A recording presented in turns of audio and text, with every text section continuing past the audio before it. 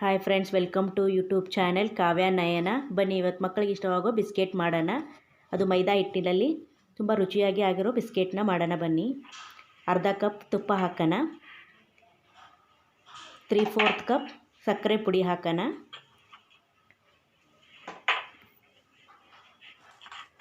ಬೀಟರಿಂದ ಇದನ್ನು ಚೆನ್ನಾಗಿ ಕಲಿಸ್ಕೊಳ್ಳೋಣ. ಫುಲ್ಲು ಕ್ರೀಮಿಯಾಗಿ ಬರಬೇಕಿದು. ಇಲ್ಲಾಂದರೆ ಮಿಕ್ಸಿಲೂ ಕೂಡ ಹಾಕಿ ಕ್ರೀಮಿ ಈ ಥರ ಮಾಡ್ಕೋಬೋದು. 1 ಕಪ್ ಮೈದಾ ಹಿಟ್ಟು, ಅರ್ಧ ಕಪ್ಪು ಕಡಲೆ ಹಿಟ್ಟು, 2 ಸ್ಪೂನ್ ರವೆ ಹಾಕೋದು, ಬೇಕಿಂಗ್ ಪುಡಿ ಅರ್ಧ ಟೀ ಸ್ಪೂನ್, ಚಿಟಿಕೆ ಉಪ್ಪು, ಏಲಕ್ಕಿ ಪುಡಿ ಸ್ವಲ್ಪ ಹಾಕಿ ಚೆನ್ನಾಗಿ ಕಲಿಸ್ಕೊಳ್ಳೋಣ. ಬೀಟರ್ ಸಹಾಯದಿಂದ ಅಥವಾ ಕೈಯಿಂದನೇ ಕಲಿಸ್ಕೋಬೋದು.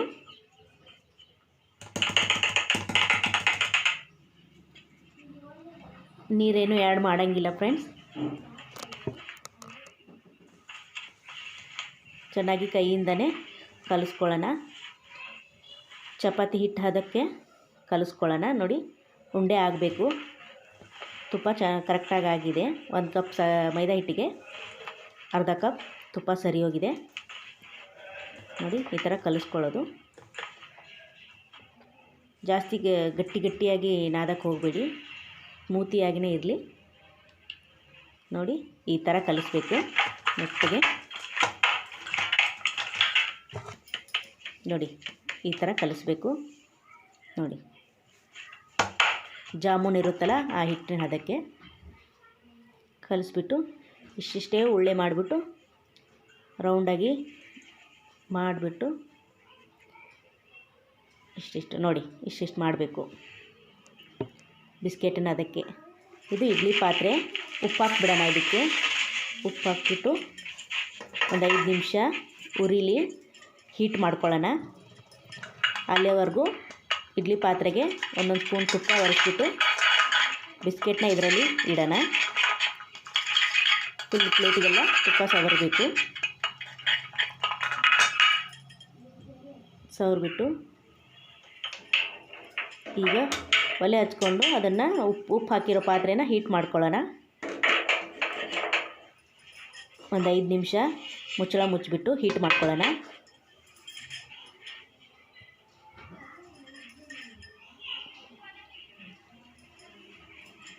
ಒಂದು 5 ನಿಮಿಷ ಆದಮೇಲೆ ಇಡ್ಲಿ ಪಾತ್ರೆನ ಅದರೊಳಗಡೆ ಇಟ್ಟು ನೋಡಿ, ಹೀಟಾಗಿದೆ. ಈಗ ಇಡ್ಲಿ ಪ್ಲೇಟ್ನ ಅದರೊಳಗಡೆ ಇಡೋಣ.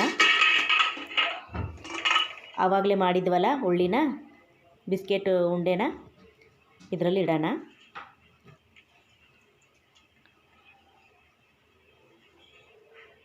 ನೋಡಿ, ಈ ಥರ ಚೆನ್ನಾಗಿ ಎಣ್ಣೆ ಅಥವಾ ತುಪ್ಪ ಏನಾದರೂ ಹಚ್ಚಿರಬೇಕು ಪ್ಲೇಟ್ಗೆ. ಈ ಥರ ಇಟ್ಬಿಟ್ಟು ಬಿಸ್ಕೆಟ್ನ ಒಂದು 15 ನಿಮಿಷ ಸಣ್ಣ ಉರಿಲಿ ಬೇಯಿಸ್ಕೊಳ್ಳೋದು. ಈ ಕಡೆ ಒಂದು ದೋಸೆ ತವ ಇಡೋಣ. ಇಡ್ಲಿ ಪಾತ್ರೆಯಲ್ಲಿ ಯಾವ ಥರ ಮಾಡೋದು, ದೋಸೆ ಹಂಚ ಮೇಲೆ ಯಾವ ಥರ ಮಾಡೋದು ಅಂತ 2 ಥರ ತೋರಿಸ್ಕೊಡ್ತಾ ಇದ್ದೀನಿ.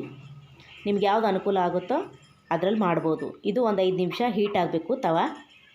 ಆಮೇಲೆ ಒಂದು ಸ್ಟ್ಯಾಂಡ್ ಇಡೋದು. ಸ್ಟ್ಯಾಂಡ್ ಇಟ್ಬಿಟ್ಟು ಅದು ಒಂಚೂರು ಹೀಟ್ ಆಗಬೇಕು.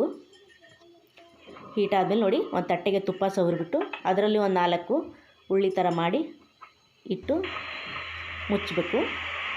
ಇದು ಒಂದು 15 ನಿಮಿಷ ಮುಚ್ಚಿಟ್ಟು, ಇದು ಆಯಿತು. 15 ನಿಮಿಷ ಆಯ್ತು. ಇವಾಗ ಓಪನ್ ಮಾಡಿ ನೋಡೋಣ. ನೋಡಿ, ಒಂದು ಕಡ್ಡಿ ಸಹಾಯದಿಂದ ಚುಚ್ಚಿಬಿಟ್ಟು ನೋಡೋದು. ಕಡ್ಡಿಗೆ ಹಿಟ್ಟು ಹತ್ತಿದ್ರೆ ಇನ್ನೂ ಬೇಯಿಸಬೇಕು ಅಂತ. ನೋಡಿ, ಕಡ್ಡಿಗೆ ಹಿಟ್ಟು ಹತ್ತೇ ಇಲ್ಲ. ನೋಡಿ, ಒಂಚೂರು ಹಿಟ್ಟು ಆ್ಯಡ್ ಆಗೇ ಇಲ್ಲ. ಅದಕ್ಕೆ ಚೆನ್ನಾಗಿ ಬಂದಿದೆ. ಇವಾಗ ತಣ್ಣಗಾಗೋಕ್ಕೆ ಇಳಿಸ್ಬಿಡೋಣ ಕೆಳಗಡೆ. ಒಲೆ ಆಫ್ ಮಾಡಿಬಿಟ್ಟು ನೋಡಿ, ತಣ್ಣಗಾಗಿದೆ. ಇದು ತೆಗೆದ್ಬಿಟ್ಟು ನೋಡೋಣ. ನೋಡಿ, ಎಷ್ಟು ಚೆನ್ನಾಗಿ ಬರ್ತಾಯಿದೆ. ತುಂಬ ಚೆನ್ನಾಗಿ ಬರುತ್ತೆ ಫ್ರೆಂಡ್. ಮಕ್ಕಳಿಗೆ ತುಂಬ ಇಷ್ಟ ಆಗುತ್ತೆ. ಆರಿದ್ರೆ ಇನ್ನೂ ಕ್ರಿಸ್ಪಿಯಾಗಿ ಬರುತ್ತೆ. ನೋಡಿ ಫ್ರೆಂಡ್, ಚೆನ್ನಾಗಿ ಬಂದಿದೆ. ನೀವು ಕೂಡ ಒಂದು ಸತಿ ಮನೇಲಿ ಮಾಡಿ ಟ್ರೈ ಮಾಡಿ ಯಾವ ಥರ ಆಗಿದೆ ಅಂತ ಕಮೆಂಟ್ ಮಾಡಿ ಫ್ರೆಂಡ್ಸ್. ಏನಾದರೂ ನಿಮಗೆ ಕನ್ಫ್ಯೂಸ್ ಆಗಿದ್ದಲ್ಲಿ ಕಮೆಂಟ್ ಮಾಡಿ ಕೇಳಿ, ನನಗೆ ಗೊತ್ತಿರೋದನ್ನು ಹೇಳ್ತೀನಿ. ನೋಡಿ ಫ್ರೆಂಡ್ಸ್, ಎಷ್ಟು ಚೆನ್ನಾಗಿ ಬಂದಿದೆ ಬಿಸ್ಕೆಟು, ಮುರಿದು ತೋರಿಸ್ತಾ ಇದ್ದೀನಿ.